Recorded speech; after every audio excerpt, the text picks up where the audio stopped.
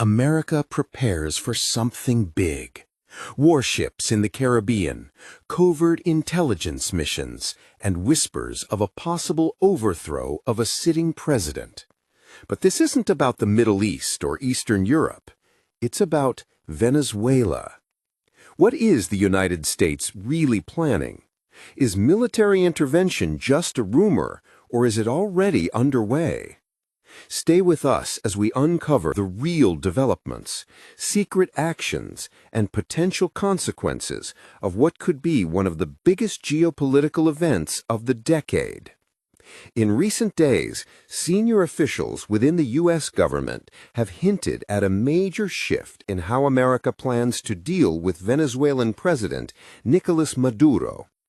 According to insiders within Washington, the U.S. is ready to launch a new phase of operations, not just diplomatic pressure or sanctions, but an expanded strategy that could include covert operations, intelligence operations, and potentially direct action against Maduro's government. What makes this significant? High-ranking U.S. officials claim Maduro has been deeply involved in drug trafficking, particularly through an alleged criminal network known as the Cartel de los Soles, which Washington has accused of smuggling narcotics into the U.S. for years. Maduro strongly denies these allegations.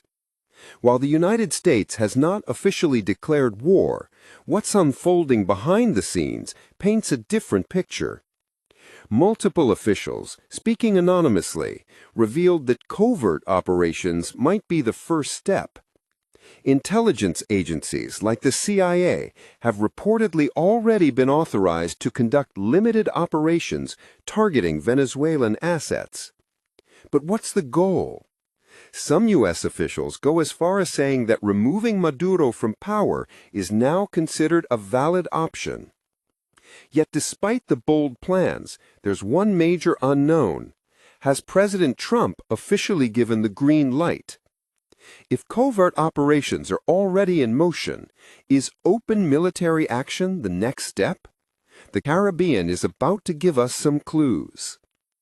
Over the past few months, the United States has quietly repositioned significant military assets near Venezuela. One of the most striking moves is the deployment of America's largest aircraft carrier, the USS Gerald R. Ford. This powerful warship didn't arrive alone. It's accompanied by at least 7 other U.S. warships, a nuclear-powered submarine, F-35 fighter jets, surveillance aircraft, and special forces teams.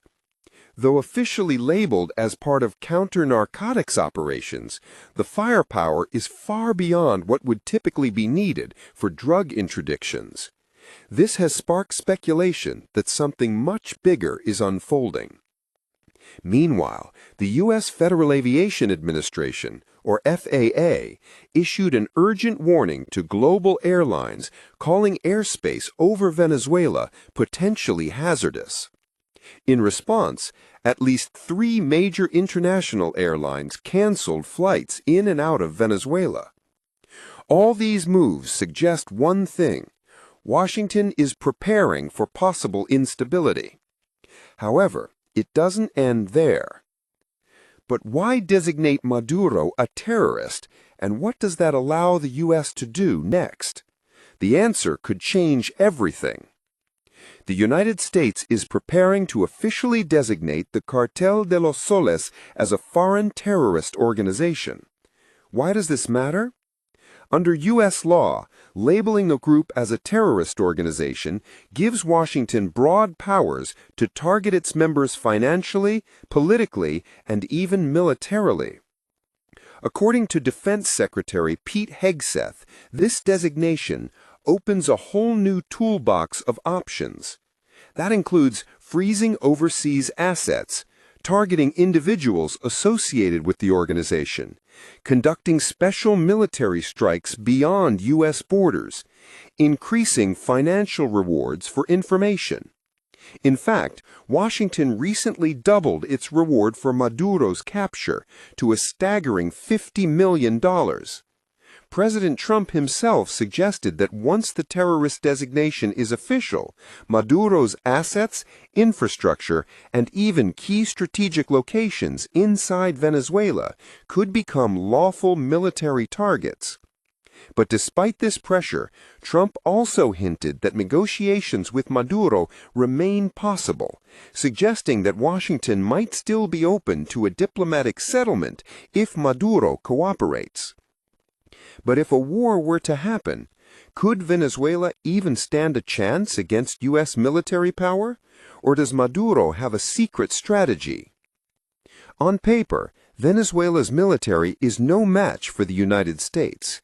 Venezuela faces aging and poorly maintained military equipment, low morale among soldiers, shortages in food, ammunition, and fuel, limited training and weakening command structure.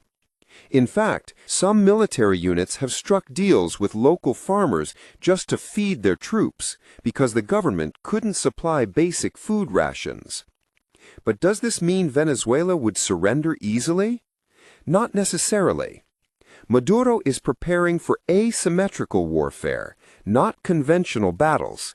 His government has been planning a strategy called prolonged resistance. This plan relies on small, scattered military units operating in more than 280 locations, capable of sabotage, ambushes, and guerrilla-style operations.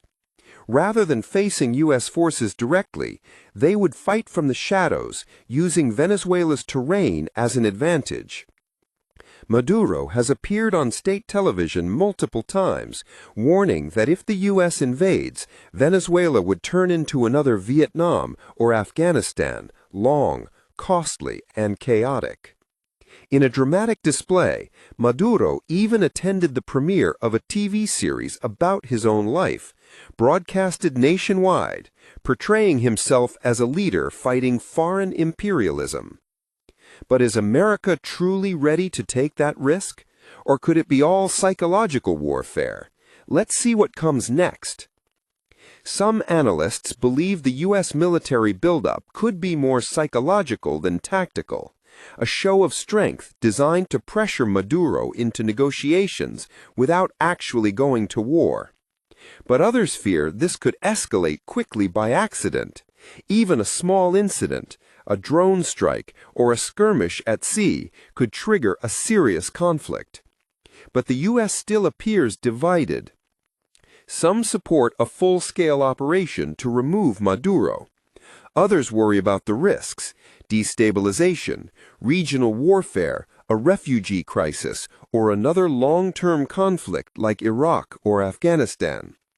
Meanwhile, Maduro insists that the Venezuelan people and the military will resist any foreign invasion. Diplomatic conversations between Washington and Caracas are reportedly happening behind closed doors.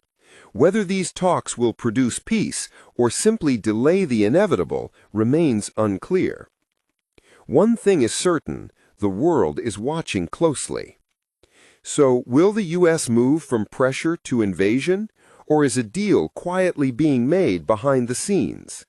Let's close with what could happen next. Here are 3 possible scenarios in the coming weeks. Scenario 1: diplomacy wins. The U.S. increases pressure, but ultimately negotiates a deal, perhaps in exchange for reforms, elections, or Maduro stepping down voluntarily. Scenario 2: covert operations expand. Intelligence missions, cyber operations, internal sabotage, and targeted arrests intensify without open warfare. Scenario 3: open military action. If diplomacy fails and the situation escalates, U.S. forces already positioned in the Caribbean could potentially launch limited strikes, or, in a worst-case scenario, a full intervention. Maduro turned 63 while standing on one of the most dangerous political tightropes in recent history. Covert missions, warships, intelligence operations, everything is on the table. The question is, what will happen first? Like, subscribe, and comment.